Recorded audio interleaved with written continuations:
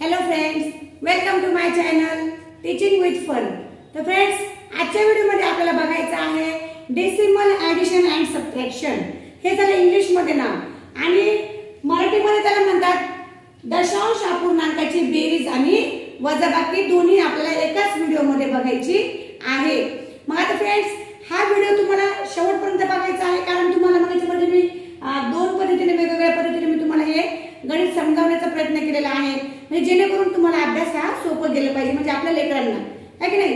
जे माझे वर्गात शाळेत जाणारे मित्र आहेत, सेमी इंग्लिशचे असतील, इंग्लिश मीडियमचे असतील, त्यांच्यासाठी दोन्ही मधून म्हणजे मराठीमधून पण सांगत असते मी आणि इंग्लिश मधून पण सांगत असते, जेणेकरून दोन्ही विद्यार्थ्यांना जे अलग अलग जरी असेल पण त्यांना हा अभ्यास समजला पाहिजे, अशा पद्धतीनेच माझा व्हिडिओ बनवण्याचा खूप प्रयत्न असतो। तर फ्रेंड्स, पुन्हा सांगते, व्हिडिओ शेवटपर्यंत बघा, म्हणजे जेणेकरून तुम्हाला पूर्ण अभ्यास लक्षात येईल। आणि सगळ्यात महत्त्वाचं म्हणजे व्हिडिओला माझ्या लाईक करत जा, नवीन असाल तर शेअर करत जा, कमेंट्स करत जा, आणि सगळ्यात महत्त्वाचं म्हणजे नवीन असाल तर तुम्ही व्हिडिओला सबस्क्राइब करून घेत जा, जेणेकरून माझे जे नवनवीन व्हिडिओज येतील आणि येत आहेत ते सुद्धा तुम्हाला लवकरात लवकर बघण्याला मिळणार आहे, म्हणजे जेणेकरून तुम्हाला नवनवीन अभ्यास शिकायला मिळेल। तर फ्रेंड्स, चला मग आता आपल्या व्हिडिओला सुरुवात करूया। आता मी अगोदर ॲडिशन घेणार आहे, कारण आपण ॲडिशन अगोदर घेतलं की नंतर सबट्रॅक्शन स्टेप बाय स्टेप न आपल्याला हे गणित करत जायची आहे। तर अगोदर घेतलेलं आपण सोप्या पद्धतीनं, म्हणजे जशी आपली ॲडिशन असते तशा पद्धतीने आपण आता हे गणित घेतलेलं आहे। तर फ्रेंड्स, जसं आपलं सिंपल ॲडिशन असतं, म्हणजे जे आपण समजा पॉइंट नसताना आता जसं समजा पॉइंट गायब केले, हे तुमच्या लगेच लक्षात आलं की आपल्याला हे ॲडिशन करायचं आहे। पण जर पॉइंट देण्यात आले, पॉइंट जर दिले तर मग थोडासा गोंधळ उडतो मुलांचा, आहे की नाही। अरे बापरे, आता पॉइंट दिलं, मग आता हे गणित कसं करायचं, आता मला येतच नाही असा विचार करायला लागतात। पण काही घाबरून जाऊ नका, पॉइंट म्हणजे याला पॉइंटला घाबरायचं नाही, मी तुम्हाला खूप सोप्या पद्धतीने काही समजून सांगणार आहे। तर चला आता ॲडिशन आपण करून घेऊया। आता हे 4 आणि 3, 4 आणि 3 किती होतात, हे कशा पद्धतीने सोपं करण्यासाठी मी तुम्हाला पुन्हा म्हणते की जे ॲडिशन जर करायचं असेल आपल्याला, तर आपण अगोदर मोठी संख्या मनात घ्यायची आणि त्याच्या समोर छोटी संख्या काउंट करत जायचं, म्हणजे तुम्हाला रेषा मारायची पण गरज पडणार नाही आणि जास्त डोकं लावायची सुद्धा गरज पडणार नाही, आणि फास्ट गणित होतील, खूप कमी वेळेमध्ये तुमचा अभ्यास लवकरात लवकर पूर्ण होईल।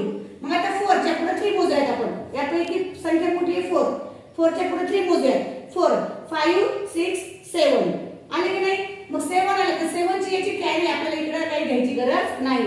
आपल्याला माहित आहे 10 च्या वर नंबर जर दोन अंकी संख्या यायला लागली, 10 च्या समोर कोणतीही समजा दोन अंकी संख्या जोडी जर संख्या यायला लागली पेअर मध्ये, तर मग आपल्याला काय करायचं, उजव्या साइडकडची जी संख्या आहे ती आपल्याला खाली लिहायची असती आणि डाव्याकडची जी उरलेली संख्या आहे ती आपल्याला कॅरी द्यावी लागते। पण आता आपल्याला आले फक्त 7 आल्यामुळे आपल्याला कॅरी द्यायची गरज नाही। आता तुम्ही अगोदर पॉइंटच्या खाली पॉइंट देऊन घ्या, म्हणजे तुमचं टेन्शन इथेच कमी झालं, फक्त पॉइंटच्या खाली पॉइंट देऊन घ्यायचा आहे।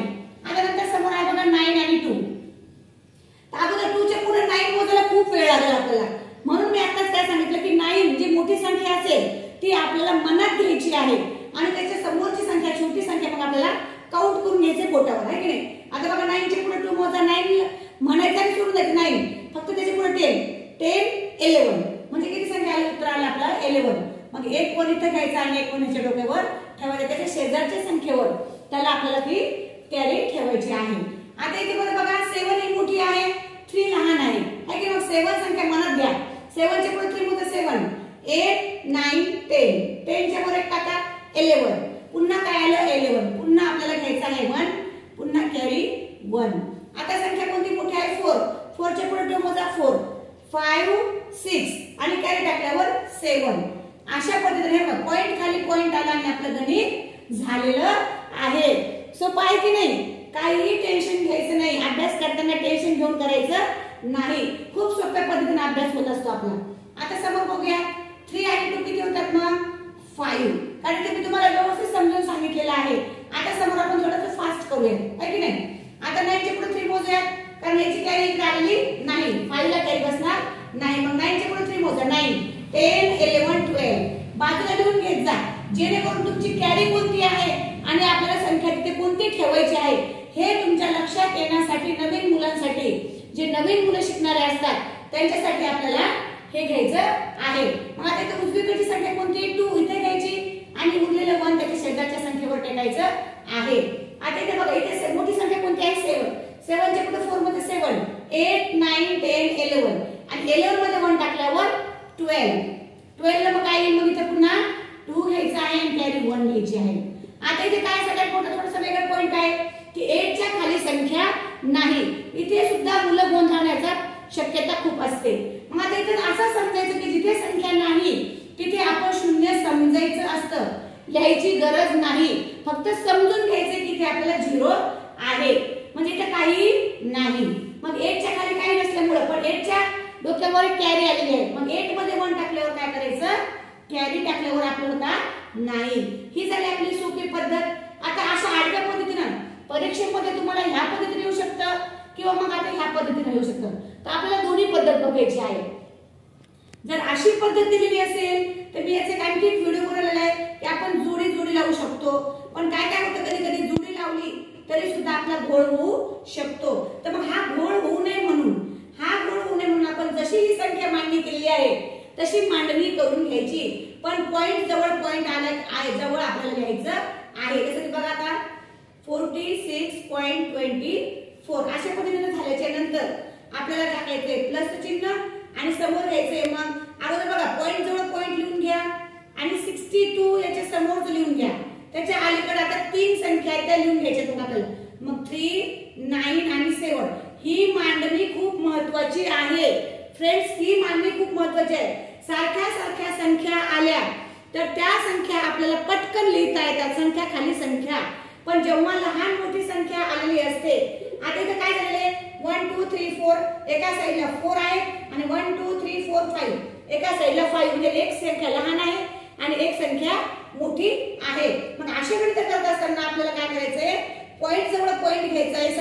जी समोर अगोदरची संख्या आहे ती अगोदर लिहून घ्यायची, नंतरची संख्या पॉइंट जवळ पॉइंट लिहून घ्या, त्याच्या समोरची संख्या लिहून घ्या आणि त्याच्यानंतर मग त्याच्या अलीकडची संख्या कशी पद्धतीने लिहायची मग 6 च्या खाली नंतर 4 च्या खाली नंतर 7 बाजूला दिलेलं आहे म्हणजे 7 च्या डोक्यावर आता काहीही नाही.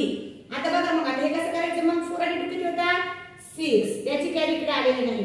6 आणि 2 8 मग इथे 8 घ्यायचं. आता हे पुन्हा पॉइंट खाली पॉइंट चेंज होत नाही.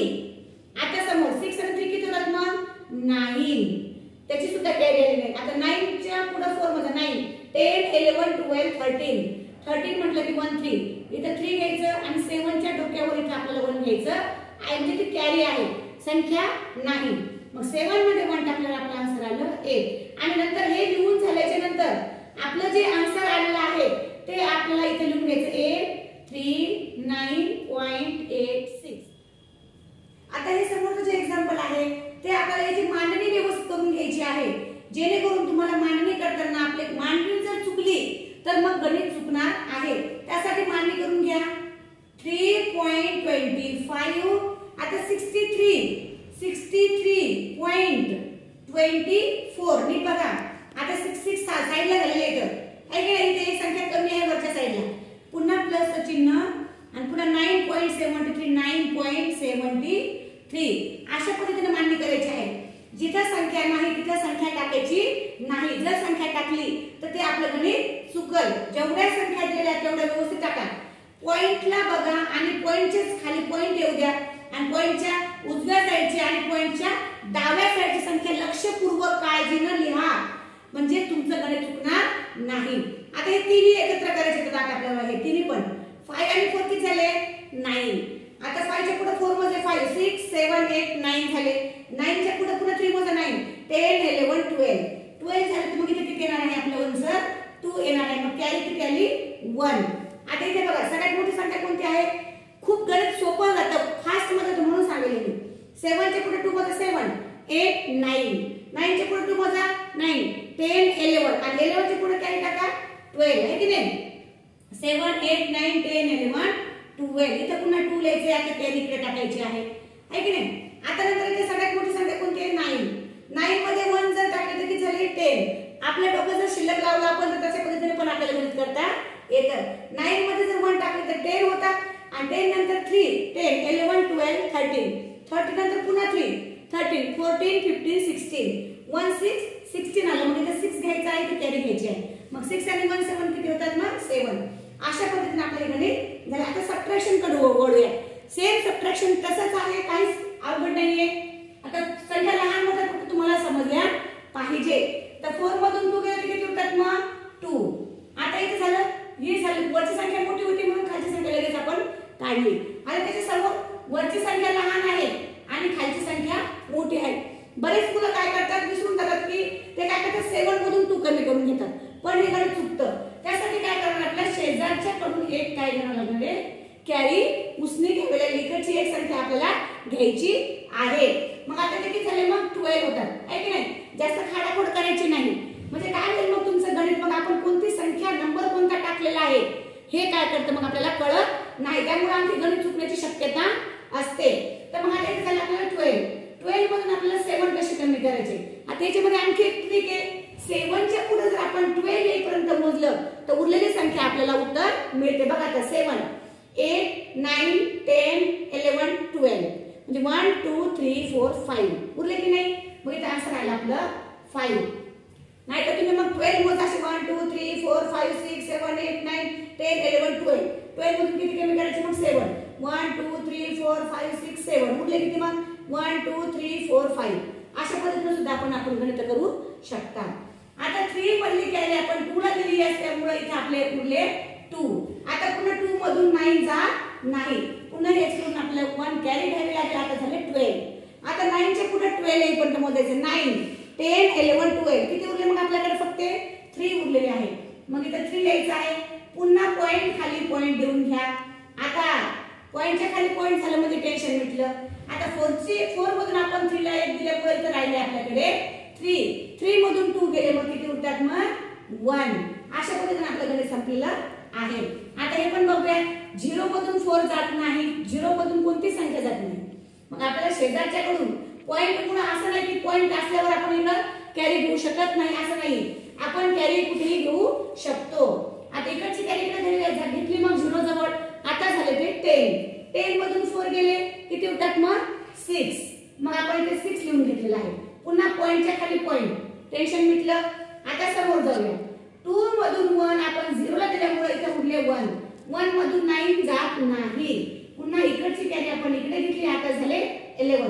मग 9 चे पुढे 11 येईपर्यंत मोजा. 9 10 11 किती उरले फक्त 2 उरलेले आहे. मग आपण इथे घेतले 2. आता 3 ची कॅरी आपण दुसऱ्या संख्येला दिल्यामुळे इथे राहिलेली आहे आपल्याकडे 2. मग आता 2 मधून 3 जात नाही. पुन्हा मग 8 करून आपण इथे एक संख्या उसने घेतलेली असल्यामुळे मग इथे झाले 12 मधून 3 गेले तर मग किती उरतात 9, आहे की नाही. आता 8 ची आपण एक कॅरी दिलेली असल्यामुळे ते 7 राहतात. मग 7 च्या खाली कोणतीही संख्या नसल्यामुळे आपण 7 ला 7 दशाला तसं लिहून घ्यायचं आहे. आता पुन्हा ह्याच पद्धतीने जसं आपण ऍडिशनची मांडणी केलेली आहे त्याच पद्धतीने आपल्याला सबट्रॅक्शनची मांडणी करायची आहे. 6 3.24 सबट्रॅक्ट 5. नीट लक्षात द्या. मांडणी चुकली नाही पाहिजे, ध्यानात ठेवा. पॉइंट जवळ पॉइंटच्या उजवीकडची संख्या आणि पॉइंटच्या डावीकडची संख्या बघायचं आहे.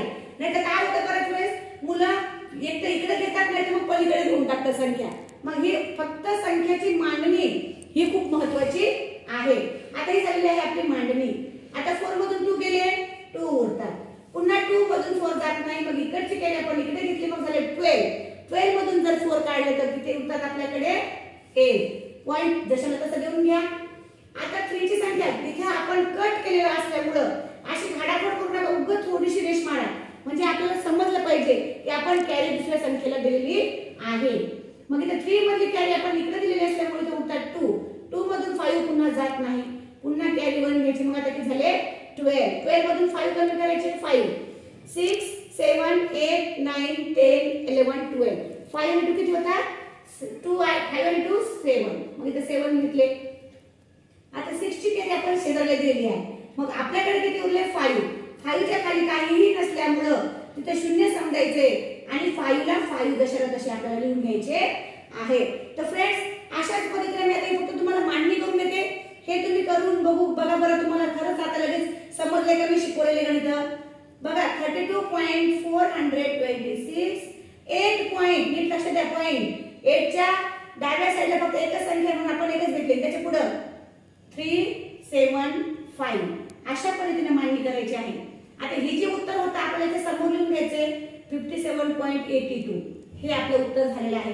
आता याचं जे उत्तर येतं, याचं उत्तर काय येतं तुम्ही ह्या बॉक्स मध्ये मला लिहून दाखवा आणि मला सांगा कमेंट्स मध्ये याचा आन्सर तुम्ही काय लिहिलं म्हणून, है की नाही. तर फ्रेंड्स पुन्हा सांगते, जर व्हिडिओज तुम्हाला माझे आवडत असतील तर माझ्या व्हिडिओला लाईक करत जा, शेअर करत जा, जेणेकरून सोपी पद्धत कुणाच्याही लक्षात आली पाहिजे, तुमच्या फ्रेंड्सना वगैरे.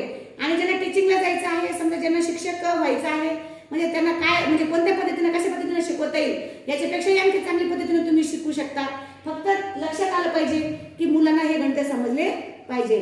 Thank you very much.